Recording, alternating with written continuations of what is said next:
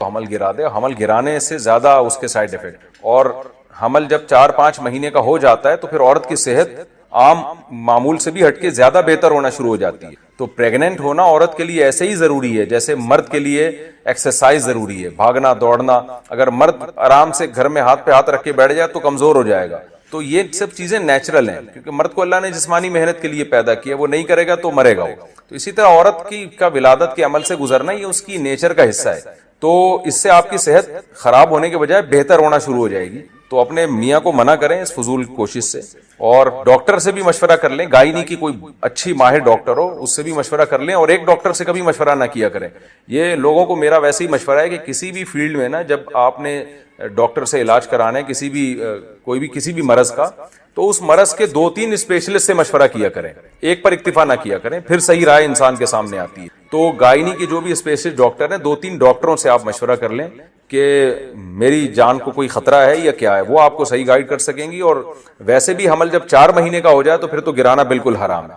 4 مہینے سے پہلے اگر خدا نہ خواستہ آپ کو مرنے کا خطرہ ہے تو پھر تو گرا سکتی ہیں. نارملی 4 مہینے سے پہلے بھی جب حمل ٹھہر گیا تو پھر گرانا جائز نہیں, کیونکہ انسانی زندگی اب اس سے متعلق ہو چکی ہے. اب ہارٹ بیٹ پیدا ہو جاتی ہے بچے میں, تو اس کو بھی گرانا جائز نہیں ہے. وہ بھی ایک انسان ہے جس کی یعنی ایک ایسا جرثومہ ہے جس کو انسان بننے کے لیے اللہ نے سلیکٹ کر لیا. اب زندگی کا حق اس سے متعلق ہو گیا ہے, تو اس کو بھی اب گرا نہیں سکتے. تو مذہبی لحاظ سے یہ پابندی ہے, اور صحت کے لحاظ سے بھی آپ کو نقصان ہوگا اس میں.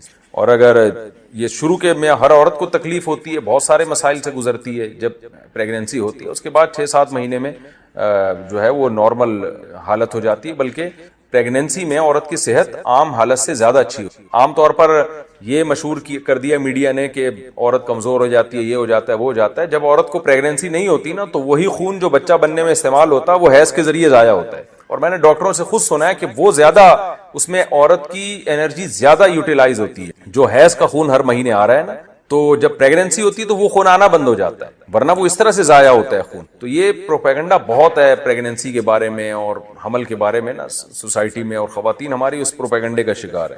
تو صحت مند زندگی عورت چاہتی ہے تو اس کو یہ ولادت کے عمل سے اور بچہ پیدا کرنا, بچے کو فیڈ کرانا, یہ اسی طرح ضروری ہے جیسے مرد کے لیے بھاگ دوڑ کرنا.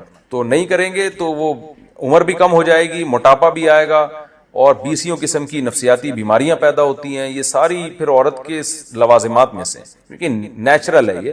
تو عورت یہ جو حمل روکنا اور بچوں کی پیدائش میں بہت زیادہ وقفہ کر دینا, یہ سب فطرت سے لڑنے کے مترادف ہے. 20 دن کا حمل ضائع کروانا. میرے 3 بچے بڑے آپریشن سے ہوئے ہیں. بڑے بچی کی عمر 6 سال ہے, اس سے چھوٹی بیٹی کی عمر 2 سال اور سب سے چھوٹا بچہ 7 مہینے کا ہے. اب دوبارہ حمل ٹھہر گیا ہے جو دن کا ہے, تو کیا میں یہ حمل ضائع کر سکتا؟ نہیں, جب حمل ٹھہر جائے تو بلا شرعی عذر کے ضائع کرانا جائز. اگر تینوں بڑے آپریشن سے ہوئے اور ڈاکٹر یہ کہہ دے کہ چوتھا آپریشن اب ممکن ہی نہیں ہے, تو پھر تو ظاہر ہے جان بچانا ہے, پھر تو آپ یہ حمل ضائع کر دیتی ہیں. لیکن اگر ایک ڈاکٹر کی رائے بھی نہیں لینی چاہیے, اس میں 4-5 گائنی کے ڈاکٹر وہ سب یہی کہہ رہے ہیں کہ بھئی یہ آپریشن سے اب یہ ممکن نہیں ہے اور نارمل ڈیلیوری بھی ممکن نہیں ہے, تو پھر تو مجبوری ہے, پھر تو ضائع کیا جا سکتا ہے 20 دن کا حمل. لیکن اگر ایسا نہیں ہے تو پھر آپ صرف اس بیس پہ کہ میرے بچے چھوٹے چھوٹے ہیں, اتنا ایک کی عمر اتنی, ایک کی اتنی, یہ کوئی ایسا شرعی عذر نہیں ہے اس کی بیس پہ حمل کو ضائع کرانا جائز ہو, پھر جائز نہیں.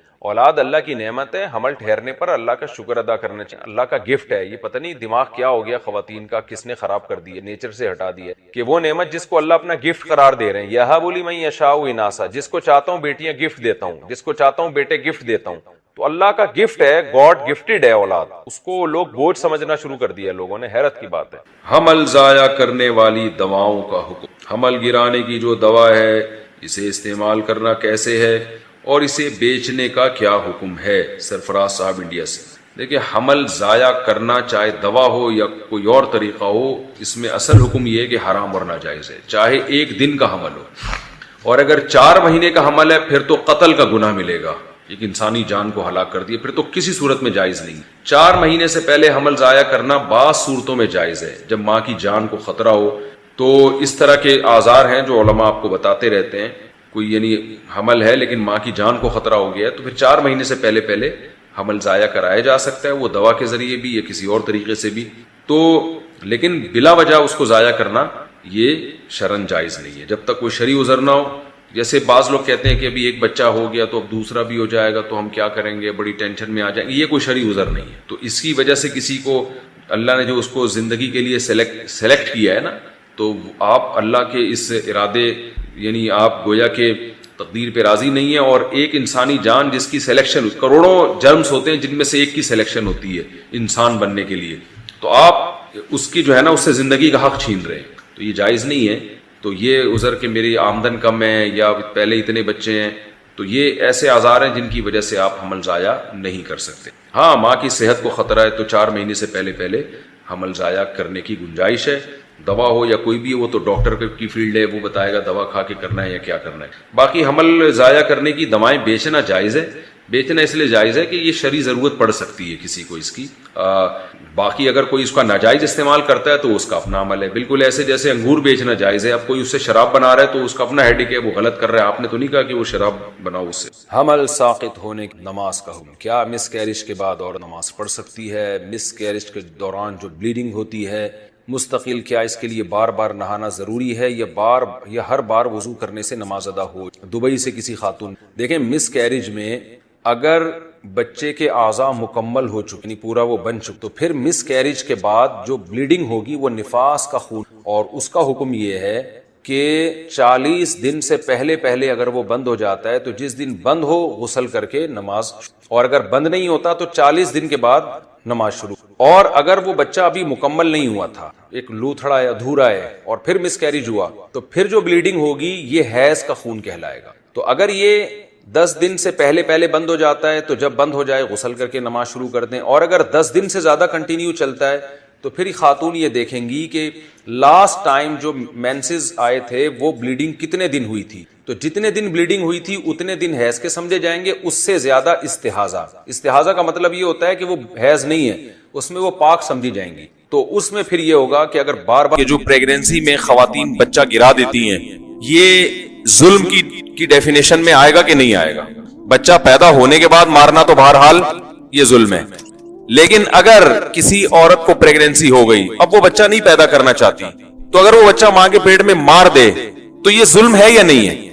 تو قانون ابتدا میں یہ پاس ہوا تھا کہ یہ بھی ظلم ہے, کیونکہ بہرحال وہ بھی ایک انسان ہے جس نے ابھی دنیا میں آنا ہے, تو اللہ نے اسے پیدائش کے لیے سلیکٹ کر لیا ہے. اب آپ اس سے زندگی کا حق نہیں چھین. اسلام تو یہی کہتا ہے کہ پریگنینسی چاہے 1 دن کی بھی ہو, شدید ضرورت کے بغیر آپ اس کو ضائع نہیں کر سکتے, کیونکہ اگرچہ وہ مردہ ہے, ابھی زندہ نہیں ہے, لیکن اللہ نے اس کو زندگی کے لیے سلیکٹ کر لیا ہے. کروڑوں جراثیم میں سے ایک کا انتخاب ہوتا ہے, اب آپ اس سے اس کا حق ضائع نہیں کر سکتے.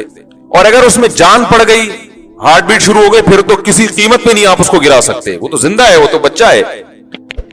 تو قانون یہ پاس ہوا کہ بھئی نہیں گرا سکتی عورت. جب یہ قانون پاس ہوا تو بہت بڑا احتجاج ہوا خواتین کی طرف سے کہ ہم پہ ظلم ہے, ہم اگر ہماری چاہت کے بغیر پریگنینسی ہو گئی, بعض دفعہ پوری احتیاطی تدابیر ہوتی ہیں پھر بھی پریگنینسی ہو جاتی ہے, تو ہمیں کیوں مجبور کیا جا رہا ہے کہ ہم اس بچے کو پیدا کریں لازمی؟ یہ تو ہم پہ ظلم ہے. اور احتجاج ہوا اور بالآخر وہ قانون واپس لے لیا گیا. تو مجھے وہ میرے شاگرد تھے جنہوں نے یہ بتایا نا, انٹرنیٹ پہ سرچ کرتے, انہوں نے کہا کہ ایک گورے ہی نے اس قانون کے خلاف آواز اٹھائی ہے اور ایک مضمون لکھا ہے جو کسی نیوز پیپر پہ میں شائع بھی ہوا ہے.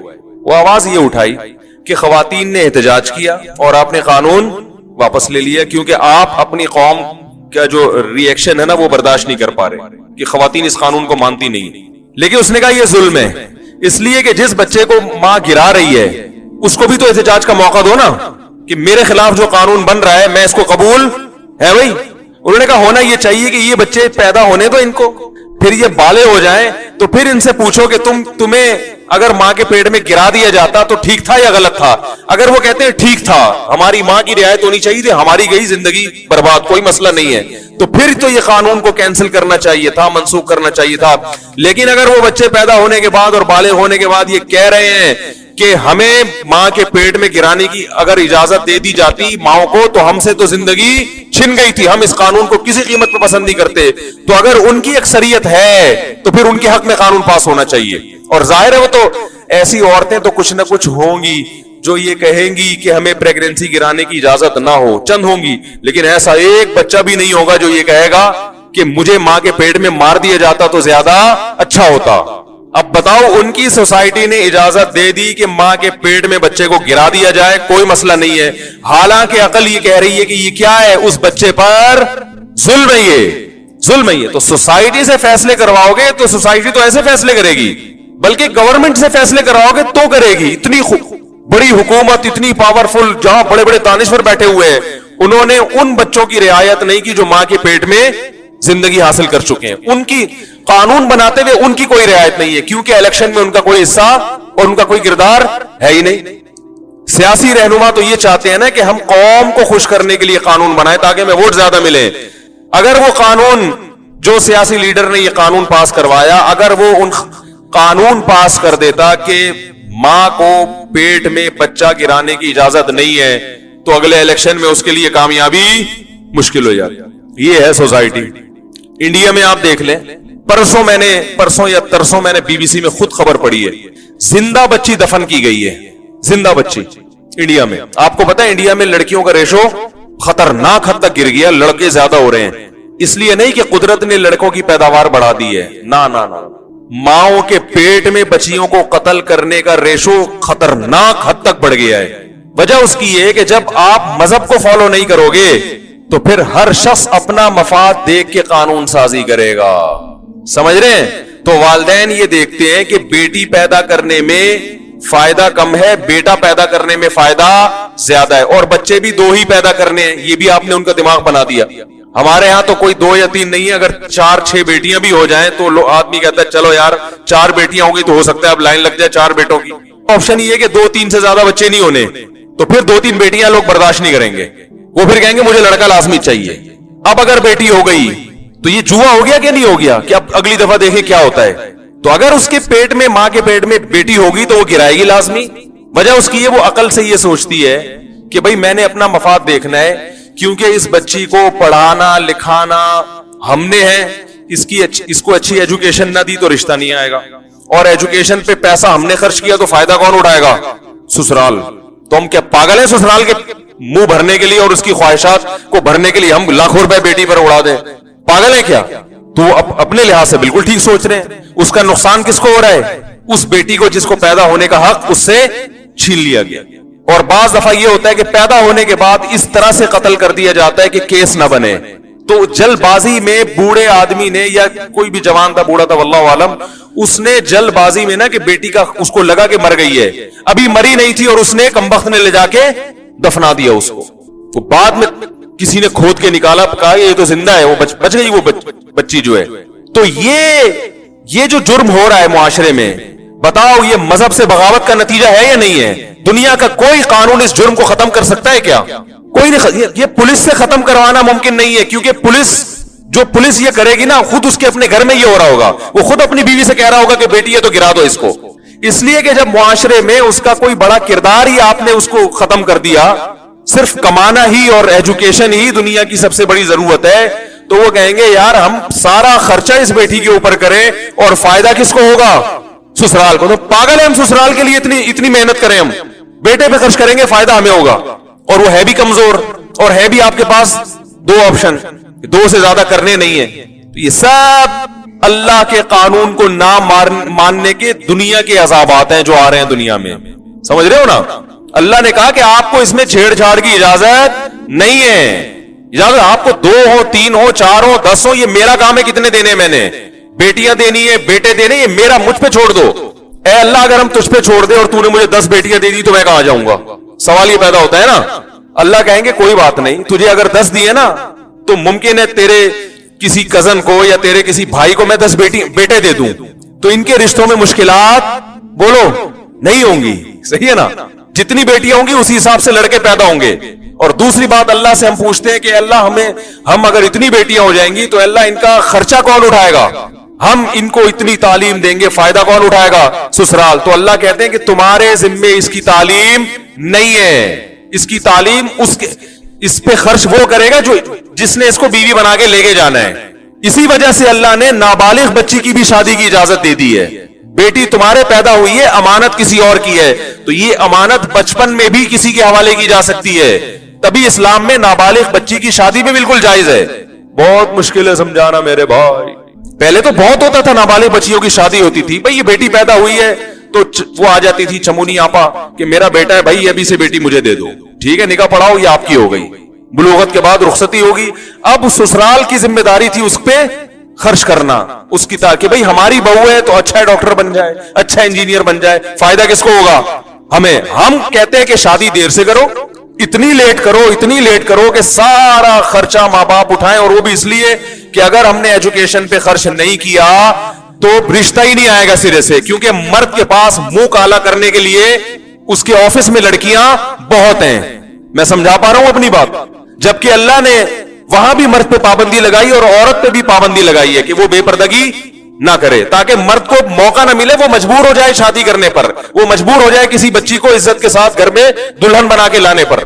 तो मजहब की बगावत, कहते हैं ना एक झूठ छुपाने के लिए 100 झूठ बोलने पड़ते हैं। जब इन लोगों ने, गैर मुस्लिम ममालिक ने मजहब की बगावत की लिबरल बनने के चक्कर में, तो उस बगावत के नतीजे में जो फसाद आए ना, हर फसाद को के साइड इफेक्ट से बचने के लिए कोई दूसरा गलत कानून बनाया, फिर उसके साइड इफेक्ट से बचने के लिए तीसरा गलत कानून, और वो गलत दर गलत होता चला जा रहा है। इसका कोई हल नहीं है सिवाय वो जो इस्लाम ने दिया है। समझ में आ रही है मेरा ख्याल है बात? इस्लाम ने बेहतरीन हल दिया, नाबालिग बच्ची की भी शादी हो जाएगी। बाप अगर देखेगा कि ये लड़का मेरी बेटी के लिए इंतहाई सूटेबल है, ये बहुत अच्छा खानदान है, अभी से बुकिंग करा दो भाई, ये तुम्हारी अमानत है। और होता है, मैं गिलगित गया तो वहां मुझे एक आलिम ने बताया कि भाई मेरी बच्ची जब पैदा हुई है तो मेरी जो बहन थी उसने कहा दिया भाई ये मेरे बेटे की हो गई। ये क्या हो गई? मेरे बेटे। तो कह रहे मैंने निकाह तो नहीं किया, क्योंकि निकाह करने में नुकसान ये था कि अगर वो लड़का बाद में सही ना निकला, वो पता चला वो छुट्टे लगा रहा है बैठ के, या वो तालीम ही हासिल नहीं कर रहा, तो फिर मेरे पास बाद में नो का ऑप्शन भी रहे। तो हम भी मशवरा देते हैं कि भाई निकाह ना करो, क्योंकि वो लड़का फिर बाद में खराब भी हो सकता है। पहले जमाने में खैर गालिब थी, खराब होने के चांसेस कम थे, तो सहाबा तो नाबालिग बच्चियों का निकाह करते थे। लेकिन आजकल मसला ये है कि वो पता नहीं क्या निकले बड़ा होगा, माहौल बहुत खराब है ना। और हम इस जमाने में ये भी नहीं तरगीब देते कि नाबालिग बच्ची को कहीं तय कर दें पहले से। तय करने में भी नुकसान है, क्योंकि मंगनी तोड़ना भी एक मुसीबत है, बाद में वो मखनचू निकला। लेकिन इतना तो है कि बच्ची जब बालिग हो रही है, बुलूगत की दहलीज पे पहुंच गई है, तो आप उसकी सारी जिम्मेदारी किस पे डाल दो? ससुराल पे डाल दो। बोला ये आपकी, मैंने अपनी भांजी का ऐसे ही निकाह करा किया है, 8वीं पढ़ चुकी थी वो, 8वीं में 13 साल उम्र थी, तो हमारे ही भांजे का रिश्ता आया, मुझसे मशवरा, सारे खानदान ने मुखालफत की, नहीं मैट्रिक तो करने दो अभी बेचारी को, अभी तो बच्ची है। मैंने कहा भाई देखो, अगर वो लड़का समझदार है और खानदान समझदार है, उन्हें पता है कि बच्ची है, इस पे ज्यादा बोझ नहीं डालना।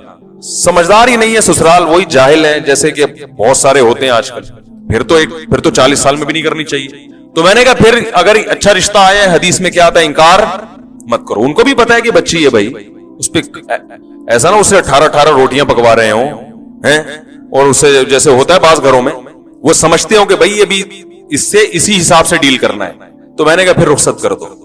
रहा मसला के भी तो मैट्रिक भी नहीं किया, तो भाई वो जो हमारा भांजा है, हम उससे बोल देंगे तुम्हारी बीवी है भाई, अगर तुम चाहते हो कि तुम दुनिया को फखर से बताओ मेरी बीवी डॉक्टर है, तो इसको मेडिकल कॉलेज में आप दाखिला दिलवा देना अपने खर्चे पे।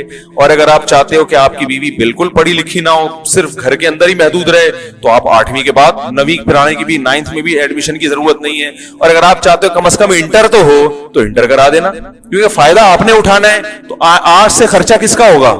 आपका होगा। समझ रहे हैं कि नहीं समझ रहे? ये इस्लाम है। अब जो मेरी भांजी थी ना, उसके वालिद बेचारे रोजाना 12 किलोमीटर उसको स्कूल लेके जा रहे थे, करीब में कोई अच्छा स्कूल नहीं था। रोजाना बाप की जिम्मेदारी थी, सुबह खुद भी मदरसे जाना है पढ़ाने के लिए, बच्ची को पहले 12-13 किलोमीटर बाइक पे लेके जाएंगे, वहां स्कूल में छोड़ना है, फिर शाम को स्कूल से, क्योंकि अकेली बच्ची को इस तरह इतनी दूर कन्वेंस में भेजना भी बड़ा एक यानी एहतियात के खिलाफ। इतनी मेहनत बाप कर रहा है, तो बाप की मेहनत हल्की हो गई कि नहीं होगी? मैंने कहा अब ये मेहनत कौन करेगा? इसका मियां करेगा। उसको बोलो ये जिम्मेदारी उठाने के लिए तैयार हो तो बच्ची देंगे, वरना पतली गली से निकलो। पेड़े खाने वाले हमें पसंद नहीं है, काम कुछ भी ना हो, बैठ के पेड़े खाएं। आजकल ससुराल वाले बैठ के पेड़े खा रहे हैं, खाली रेडीमेड दुल्हन चाहिए जो सब कुछ कर चुकी हो, हर लिहाज से फिट फाट हो, और ये बैठ के अब क्या खाएं? पेड़े। ये नहीं है इस्लाम में। तो इस कल्चर को प्रोमोट करें, मेरा मकसद ये है, ठीक है ना? इस कल्चर को क्या करना है। और अल्हम्दुलिल्लाह उसकी शादी हो गई, 8वीं के बाद ही हो गई। हमने तो फिर पूछा भी नहीं कि मैट्रिक करा दिया भाई, अब मियां बीवी का आपस का मसला है, म्यूचुअल अंडरस्टैंडिंग से अगर वो डॉक्टर बनाना चाहे, ठीक है ना, डॉक्टर बना दो, इंजीनियर बना दो, पीएचडी करा दो, जो मर्जी कराना है, हज करा दो, उम्रा करा दो, मौलवन बना दो, आलिमा बना दो, तुम्हारी हेडेक है। तुम्हारी बीवी की इज्जत से किसकी इज्जत है भाई? पढ़ी लिखी होगी तो लोग तुम्हारी इज्जत करेंगे। माशाल्लाह भी साहब की जो बेगम है वो बहुत बड़ी साहिबा है, तो अब ये तुम्हारी हेडेक है। और अगर होम मेकर बनाना है तो घर में रखो उसको। तो माशाल्लाह उनकी 4-5 साल हो गए मेरा ख्याल है शादी, बड़ी हंसी खुशी जिंदगी गुजर रही है। अल्लाह और उनको खुशियां नसीब करे। तो हम तो इस किस्म के डिजाइन है हमारा, और ये ऐन इस्लाम है। ये क्या है? तो आप भी ऐसे ही किया करें। समझ रहे हैं कि नहीं समझ रहे? ऐसे ही किया करें, ये इस्लाम। वरना नहीं करेंगे तो फिर गलत पे जाएंगे, फिर उस गलत के साइड इफेक्ट को सही करने के लिए और गलत, फिर और अंजाम वही होगा जो गोरों का हुआ है। अंजाम क्या होगा? वही, और नतीजा फिर नस्ल रोकने पर मजबूर हो गए आप। जैसे इंडिया में हो रहा है, कह रहे हैं नहीं पैदा करो भाई, बड़ी टेंशन है, बड़ी शादी तो होती नहीं है, और गर्लफ्रेंड का कल्चर इतना आम कर दिया कि वो तो अब मुआशरे में बुरा समझा ही नहीं जाता। हमें तो याद है बचपन में कोई गर्लफ्रेंड किसी की हो तो लोग थूकते थे उसके ऊपर, अबे शर्म नहीं आती, तो बुरा आदमी है मुआशरे का, मुंह छुपाता फिरता था। निकाह को लोग पसंद करते थे। अब तो गर्लफ्रेंड होलसेल के हिसाब से। और एक गर्लफ्रेंड होगी, एक लड़की का फोन आया कि मेरा बॉयफ्रेंड था, शादी के लारे रप्पे दिए हुए थे।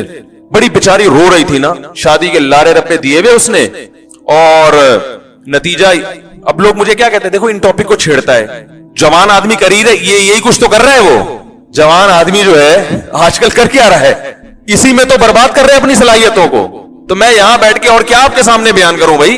और इसकी तरफ इतनी तवज्जो नहीं दी जा रही थी, दी जानी चाहिए। कल्चर तबाह हो रहा है, मुआशरा तबाह हो रहा है, तो ये सारा सिस्टम तबाह बर्बाद हो जाएगा मेरे भाई। कोई फायदा नहीं नमाजों का, रोजों का और हज और ज़कात का, कोई फायदा नहीं है अगर हम इस सिस्टम को एडॉप्ट कर लें जो गैर मुस्लिमों का निजाम है। तो वो लड़की बेचारी, वो बॉयफ्रेंड भी इस लालच में बनाती है कि शायद कमबख्त बाद में शादी कर ले। वरना लड़की, औरत की तबीयत ये नहीं है, वो चाहती है मुझे एक आदमी मिले डंका और हमेशा मेरा साथ दे। वो उसको आदमी बदलने का शौक ही, लड़कियां बदलने का शौक लड़कों का होता है, लड़कियों को लड़के बदलने का शौक नहीं होता। उसकी फितरत है, नेचर है। तो वो कहती है वो मेरे लारे पे दिए हुए थे, कहीं उसने उसका अपने बॉयफ्रेंड का जो है ना मोबाइल उठा के चेक कर लिया, पता चला इसमें तो होलसेल के हिसाब से सबसे यही वादे किए हुए कि मैं सिर्फ और सिर्फ किसका हूं, तुम्हारा, और बाइक के पीछे लगवाए हुए सिर्फ तुम। हर एक समझ रही है कि सिर्फ मैं, किसी को क्या पता। तो ये पंजाब की खवातीन माशाल्लाह सेहत की भी और जज्बात की भी टाइट होती है। इस लड़की ने क्या किया है, ये पंजाब की थी, इसने उठा के ना जूतों से मारना शुरू किया उसको। उसके घर जाके उसको कहा कि पहले उसकी बहनों को कहा कि मैं एक्चुअली मिलना चाहती हूं, तो कल्चर तो मॉडर्न है, आइए मिलिए, आपके बॉयफ्रेंड ने, मेरे जो ब्रदर हैं वो आइए मिलिए, मुलाकात करें, हम भी तो जाती हैं ना मिलने के लिए, आप भी तशरीफ लाइए। बड़ी खुश हूं कि भी मेरे भाई से मिलने आ रही हैं। वो आई, वो कमबख्त सो रहा था उस वक्त, उसकी शामत आ गई। इस सोते हुए इसने फौरन मोबाइल, इसको शक भी नहीं था क्योंकि इतने लारे, ये कराची का वाकया है, तो इतने लारे रप्पे दिए हुए थे ना उसने कि इसको 100% यकीन था कि ये झूठा नहीं हो सकता। तो वही हुआ कि उसके मोबाइल उठाया, सो रहा था, उसको मौका मिल गया, उसने तो बेचारी ने शायद चेक करने के लिए वैसे ही उठाया, तो पता चला कि इनबॉक्स में मैसेजेस जब देखे तो भाई बॉस सबको उल्लू बनाया हुआ है। तो फिर इसने तबीयत से अल्हम्दुलिल्लाह उसके चित्रौल लगाए, तबीयत से धोया ना, मार मार के बुरकस निकाल दिया, सोते हुए को मारना शुरू किया। मुझे पता है, मैंने कहा ये काम बड़ा हो गया खानदानी। अच्छा, फिर अभी कहानी खत्म नहीं हुई है। उस बंदे को एहसास निदामत हुआ, वो रोया, मुझे गलती हो गई, मुझे माफ कर दो, और इतना वो उसने किया कि ये समझ बैठी कि अब क्या हो गया, सच्ची मुच्ची में तौबा कर ली है। बाद में फिर बाइक पे किसी लड़की के साथ जाते हुए देखा इसने। ये मैं बता रहा हूं कि अगर आप इस्लाम को फॉलो नहीं करते तो अपनी बेटियों को इस कल्चर के हवाले कर रहे हो, मर्दों के, कि वो कुछ भी चिकनी चपड़ी बातें करते कि तुम्हारी और नस्लों को बर्बाद कर दें। इंडिया में एक खातून है, बॉलीवुड से उनका बड़ा गहरा ताल्लुक है, नाम नहीं बताऊंगा मैं। उनका 1-2 दिन पहले कॉल आई, काफी लंबी उनसे बात हुई, तो उन्होंने मुझे बॉलीवुड के बारे में बहुत कुछ बताया। वो बॉलीवुड की कोई मशहूर शख्सियत हैं, रही नहीं है अभी भी। उन्होंने बताया कि मैंने खवातीन की आजादी, हालांकि वो खुद भी एक आजाद खातून है, उन्होंने आजाद ख्याल खातून है, उन्होंने कहा कि मुफ्ती साहब, मैंने खवातीन की जो आजादी यहां देखी है تو مجھے جتنا یقین ہے نا کہ یہ آزادی کے نام پہ کس طرح لڑکیوں کو برباد کیا جا رہا ہے، اتنی معلومات شاید آپ کو نہیں ہو. صرف لیبل ہے اسکرٹ پہننا اور بغیر اس یعنی فٹنگ کے کپڑے اور یہ سب، مردوں کے ساتھ اختلاط اور گھر میں کوئی روک ٹوک نہیں ہے. انہوں نے کہا اس آزادی سے برباد عورت ہو رہی ہے. اس نے کہا میں نے یہ بہت ظاہر ہے وہ تو اس فلم انڈسٹری سے اس کا تعلق ہے نا بڑا گہرا. انہوں نے کہا یہ میں نے اپنی آنکھوں سے دیکھا ہے، یہ سب بکواس ہے. وہ کہتی ہے کہ میں تو اس پورے عمل سے گزر کے یہاں تک پہنچی ہوں. میں لڑکیوں کو کہتی ہوں گھر کی چار دیواری سنبھالو، جا کے نہ ہو اس فیلڈ میں، گھر کی چار دیواری سنبھالو، یہ برباد کر دیں گی تمہیں یہ زندگی. تو جن کو اللہ نے سمجھ دی ہے نا، عقل دی ہے، وہ یہ سب چیزیں جانتے ہیں. عقل ہی اندھی ہو جائے، انسان اپنی آنکھوں پہ پٹیاں باندھ لے تو پھر تو اس کا کوئی حال نہیں. تو میں یہ عرض کر رہا تھا کہ اگر سوسائٹی کو فالو کرو گے، سوسائٹی SOCIETY، اگر اس کو فالو کرو گے آپ، تو پھر یہ ہوگا کہ ماؤں کے پیٹ میں بچیاں قتل ہوں گی. عرب کیا کرتے تھے، ان کو پریگننسی گرانا نہیں آتی تھی اور یہ پتہ بھی نہیں چلتا تھا کہ ماں کے پیٹ میں بیٹی ہے یا بیٹا، الٹرا ساؤنڈ کا کوئی سسٹم نہیں تھا، تو وہ انتظار کرتے تھے پیدائش کا. جب پیدا ہو گئی، بیٹا ہے تو ٹھیک ہے، بیٹی ہے تو کیا کرتے تھے، دفن کراتے تھے جا کے. میں نے وہ قبرستان مکہ میں دیکھا ہے جہاں بیٹیوں کو زندہ دفن کیا جاتا تھا. اور آپ دیکھیں کوئی معجزہ کیا ظاہر ہوا ہے کہ وہ سعودی عرب نے تو آپ کو پتا ہے تمام نشانیاں ختم کر دی، کہیں بلڈنگ بنا دی.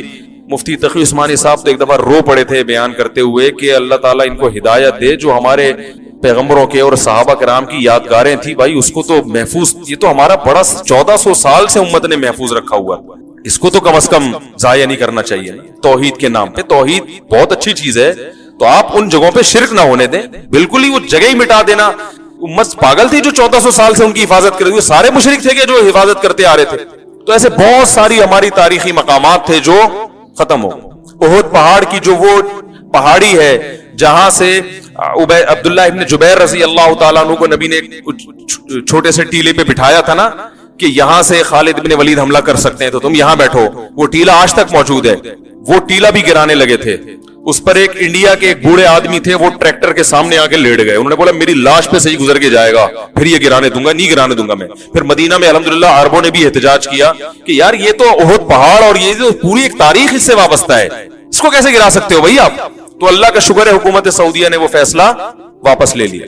مسجد نبی کی توسیع میں یہ ہونے لگا تھا کہ محراب سے آگے بڑھائی جائے. جو مسجد نبی کا جو محراب ہے نا، آپ کو پتا ہے رسول اللہ صلی اللہ علیہ وسلم جہاں کھڑے ہو کر نماز پڑھایا کرتے تھے، جب مسجد نبی کی توسیع ہوئی ہے تو پھر ایک صف آگے بڑھا دی گئی، پھر ایک صف آگے بڑھا دی گئی. تو حضرت عثمان رضی اللہ تعالی عنہ جہاں نماز پڑھایا کرتے تھے، اس کے بعد مزید فرنٹ سے مسجد نبی کو بڑھایا نہیں گیا.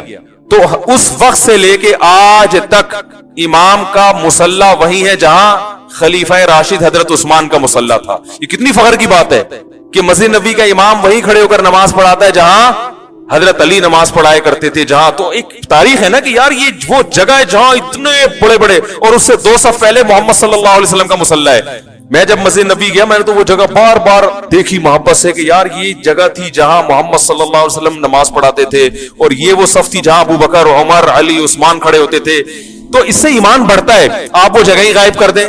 تو ہوا یہ تھا کہ ارادہ یہ ہوا تھا کہ فرنٹ سے بڑھایا جائے، اور دلیل یہ تھی کہ بھائی نبی کے بعد بھی تو فرنٹ سے صحابہ نے بڑھایا نا، بڑھایا لیکن اب 1400 سال سے اس میں اضافہ نہیں کیا. اب وہ ایک تاریخی حیثیت بن گئی ہے اس کی. تو الحمدللہ اہل مدینہ نے اس پہ بھی احتجاج کیا، انہوں نے کہا فرنٹ سے نہیں بڑھنے دیں گے، پیچھے جتنی مرضی بڑھا لو، فرنٹ وہی رہے گا جو حضرت عثمان اور علی رضی اللہ عنہما کے دور میں تھا. تو سعودیہ کے بہت سے کام اچھے بھی ہیں لیکن کچھ کام ایسے ہیں جن پر علماء کو تحفظات. تو میں وہ عرض کر رہا تھا کہ وہ جو قبرستان تھا جہاں بیٹیوں کو زندہ دفن کیا جاتا تھا، وہ بھی 1400 سال سے امت نے ایک چار دیواری کر کے اس کو محفوظ کیا ہوا تھا. تو حکومت نے ابھی ماضی قریب میں اس کی کوشش کی تھی. وہاں ایک پٹھان مزدور تھے، انہوں نے مجھے یہ پورا واقعہ سنایا. انہوں نے کہا ہم نے اپنی آنکھوں سے دیکھا ہے کہ وہاں پر جو ہے نا روڈ بنانے کی گورنمنٹ نے کوشش کی تو پوری ایڑی چوٹی کا زور لگا لیا. اللہ کی طرف سے کچھ معاملات ایسے ہوئے کہ وہ جگہ کھودتے تھے، پتہ نہیں کوئی خون نکلنا شروع ہو جاتا تھا، کیا ہو جاتا تھا، وہ نہیں بنا سکے وہاں پہ. تو مجبوراً اب آپ وہاں جائیں گے نا، آپ دیکھیں گے روڈ، یہ چھوٹا سا میدان ہے جہاں بچیوں کو زندہ دفن کیا جاتا تھا، تو روڈ اس سے گھوم کے جا رہا ہے. آپ خود کہیں گے کہ یار سیدھا جانا چاہیے تھا نا، لیکن وہ تھوڑا سا کرو ہو رہا ہے، ایسے گھوم کے جا رہا ہے. تو صاف پتہ چلتا ہے کہ یہ جو ہے وہ جان کر نہیں کیا گیا، مجبوری میں کیا گیا ہے. تو وہ قبرستان, اس سے پتا چلتا ہے کہ اللہ نے اس قبرستان کو باقی رکھا ہوا ہے کہ جو لوگ حقوق نسواں کی بات کرتے ہیں, لڑکیوں کے حقوق کی بات کرتے ہیں, تو انہیں یقین آ جائے اس قبرستان کو دیکھ کر کہ عورت کو حقیقی معنوں میں حق صرف اسلام نے دیا ہے. ابھی بھی یقین نہیں آئے تو جاؤ ان ملکوں کے حالات جا کے دیکھو جہاں اسلام نہیں ہے. آج بھی وہاں پر بیٹی کو زندہ ماں کے پیٹ میں مارا جا رہا ہے. دفن اس لیے نہیں کیا جا رہا کہ اب دفن کی ضرورت نہیں ہے, ماں کے پیٹ میں ہی جب پتا چل جاتا ہے کہ بیٹی ہے تو وہی مار دو اس کو, کیس بھی نہیں بنے گا. ٹھیک ہے, انڈیا میں قانوناً جرم ہے یہ, یعنی قانوناً لا میں اس کی اجازت نہیں ہے, لیکن بات یہ کہ جب آپ نے ایک ایسا ماحول پیدا کر دیا تو لوگ تو پھر اپنے آپ کو مجبور سمجھیں گے نا. ماحول تو آپ نے یہ بنا دیا کہ بچے بوجھ ہیں, پھر ان کی شادیوں میں مشکلات, پھر جہیز کی رسومات, اور پھر اس کی ایجوکیشن, اور پھر آزادی اتنی ساری. جب لڑکیوں کو آزاد کریں گے تو لڑکوں کو فری میں جب اپنی خواہش پوری ہوگی بیوی نہیں بنائیں گے, تو ماں باپ اس پہ ہے کہ بوائے فرینڈ تو مل جائے گا میری بچی کو 15 سال میں, اچھا آدمی نہیں ملے گا, یہ ایک الگ ٹینشن. تو پھر وہ کیا کریں گے, زندہ دفن کریں گے اس کو, وہ اس کو ماں کے پیٹ میں ماریں گے.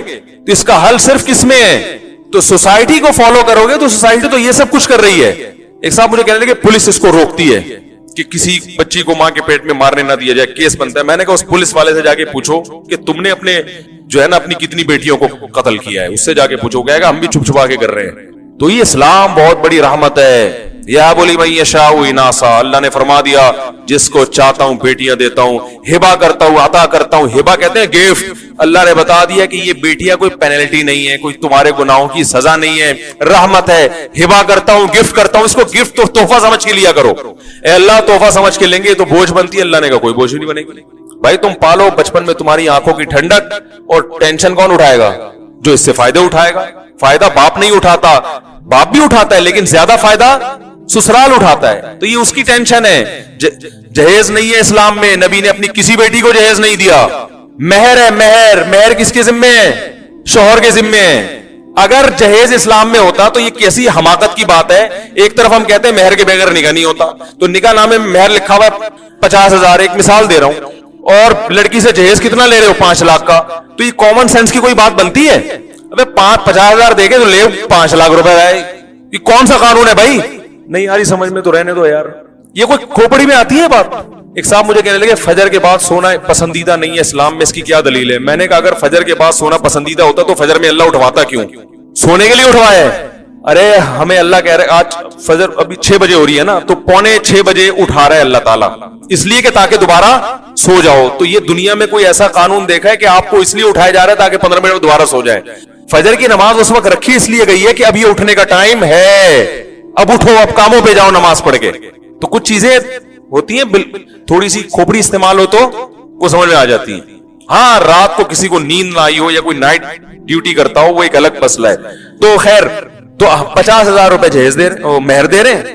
حالانکہ اسلام میں مہر میں بھی پتہ ہے کیا قانون ہے؟ مہر مثل. مہر مثل میں ہوتا ہے لڑکی کی خوبصورتی, اس کی ایجوکیشن, اس کا خاندان, اور اس کماری ہے یا طلاق یافتہ, ان تمام چیزوں کو دیکھ کر اس کے حساب سے مہر رکھا جائے.